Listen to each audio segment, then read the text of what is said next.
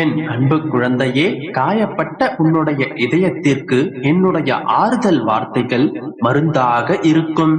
இதை முழுமையாக கேள். நீ எதிர்பார்த்த ஆறுதல் நிச்சயம் உனக்கு கிடைக்கும். மகளே, நீ தைரியமான என்னுடைய பிள்ளைதான். இதுவரையில் பல பிரச்சனைகளை தைரியமாக சந்தித்துள்ளாய். மற்றவர்களுக்கு ஒரு பிரச்சனை என்றால் தைரியமாக முன்னின்று ஆறுதல் சொல்கின்றாய். மற்றவர்களுக்கு ஆறுதல் சொல்லும் போது இருக்கும் தைரியம் தனக்கு தேவைப்படும் போது ஏன் இருப்பதில்லை? தைரியமாக இரு. நமக்கு நாமே ஆறுதல் கூறிக்கொள்ளும் மனதைரியம் இருந்தால் அனைத்தையும் கடந்து விடலாம். உன்னை ஏளனப்படுத்துபவர்களை நினைத்து கோபப்படாதே. உன்னை கண்டு எள்ளி நகையாடுபவர்களை நினைத்து வெதும்பாதே. உனக்கு மரியாதை தர மறுப்பவர்களை நினைத்து மனம் தளராதே. வாழ்க்கை ஒரு சக்கரம். ஒரு நாள் அவர்கள் இதை அனுபவிப்பார்கள். அப்போது தயவு செய்து அவர்களைப் போல மாறாதே. மகளே, உன்னுடைய விண்ணப்பத்தை கேட்டேன். உன்னுடைய கண்ணீரை கண்டேன். கவலைப்படாதே. உனக்காக நான் இருக்கின்றேன். உனக்கு எதிராக வரும் அனைத்து வகையான பிரச்சனைகளிலிருந்தும் நான் உன்னை விடுவிப்பேன். உன்னை அரவணைத்து பாதுகாத்து வழிநடத்துவதற்காக என்றும் உன்னுடன் நான் இருக்கின்றேன்.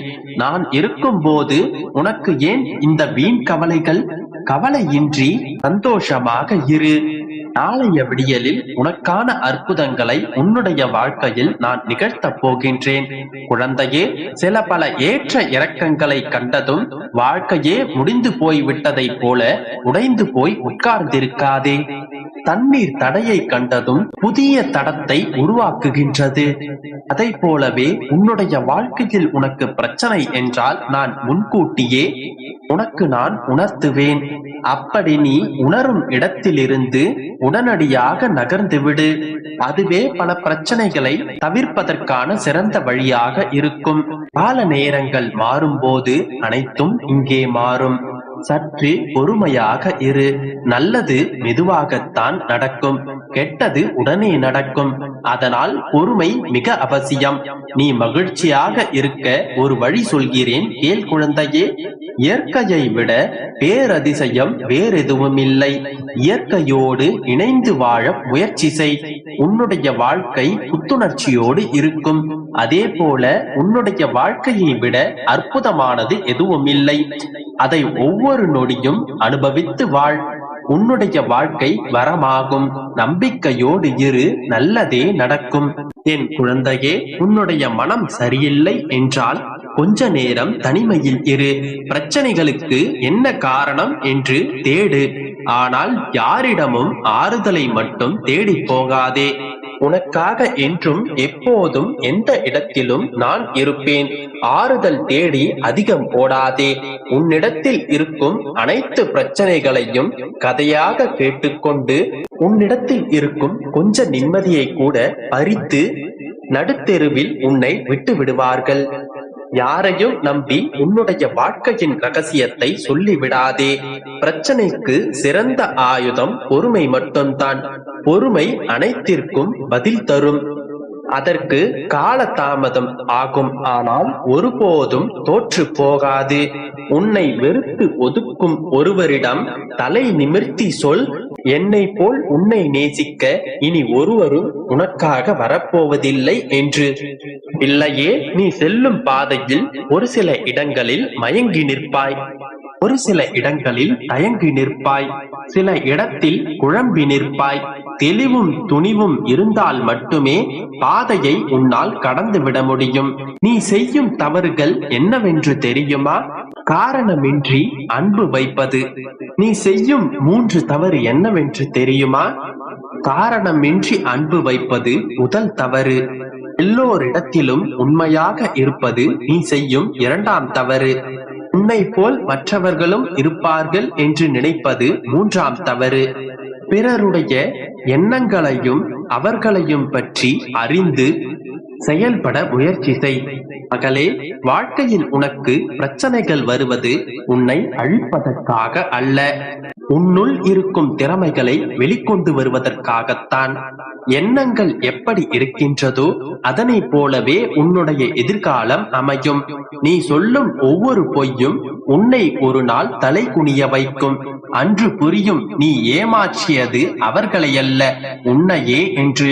உண்மையான உறவுகளுக்கு விட்டு கொடு, ஏனென்றால் அது பாசம். உறவு என்ற பெயரில் உன்னை ஏமாற்றிக் கொண்டிருப்பவர்களை விட்டு விடு, ஏனென்றால் அது வேஷம். மகளே, நிலவுக்கும் கூட அமாவாசை என்கின்ற ஒரு நாள் விடுமுறை உண்டு. ஆனால் என்னுடைய கஷ்டங்களுக்கும் கண்ணீருக்கும் ஒரு முடிவு கிடைக்குமா என்று ஏக்கத்துடன் அழுது கொண்டிருக்கிறாய். அழாதே மகளே, ஒரு நாள் எல்லாவற்றிற்கும் ஒரு முடிவு வரும்.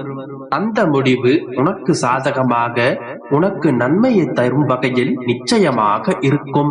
நம்பிக்கையோடு இரு, நல்லதே நடக்கும். என் அன்பு குழந்தையே, இப்போது உனக்கு எது அத்தியாவசிய தேவையோ, எது அதிமுக்கியமானதோ அதில் மட்டும் உன் கவனத்தை செலுத்து. உன் விருப்பங்கள் அனைத்தையும் நான் நிறைவேற்றி தருவேன். இது என் சத்திய வாக்கு. இதில் நீ சந்தேகம் கொள்ளாதே. ஆனால் ஒவ்வொன்றும் நிறைவேறும் வரை நீ சற்று பொறுமை காத்திரு. நீண்ட காலமாக என்னிடம் கேட்டுக்கொண்டிருக்கின்றாய்.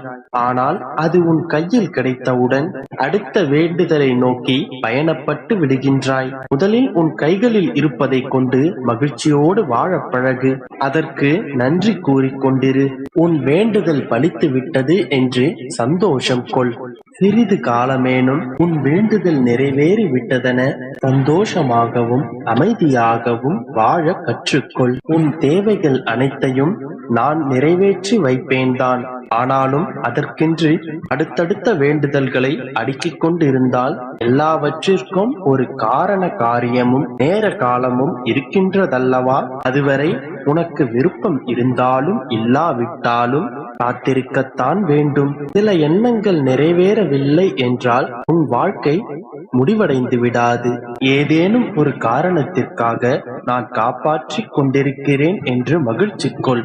என் மீதான நம்பிக்கையை வலுப்படுத்திக் கொள். அங்கனம் செய்வாய் எனில் உன் பல எண்ணங்கள் நிறைவேறுவதை நீ கண்கூட காண்பாய்.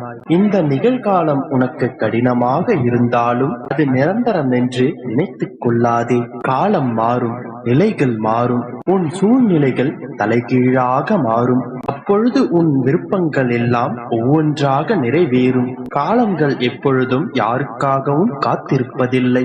ஆனால் நாம் ஒவ்வொருவரும் காலத்திற்காக காத்து கொண்டுதான் இருக்க வேண்டும். மின்னும் நட்சத்திரங்களை பார்க்க வேண்டும் என்றால் இரவு வரை காத்து கொண்டுதான் இருக்க வேண்டும். பகல் முழுவதும் காத்திருந்தால்தான் இரவில் அந்த இருளில் நீ அந்த நட்சத்திரத்தை ரசிக்க முடியும். கூடிய விரைவில் உன் வாழ்வில் மின்னும் நட்சத்திரங்களை பார்த்து நீ ரசிக்கத்தான் போகின்றாய்.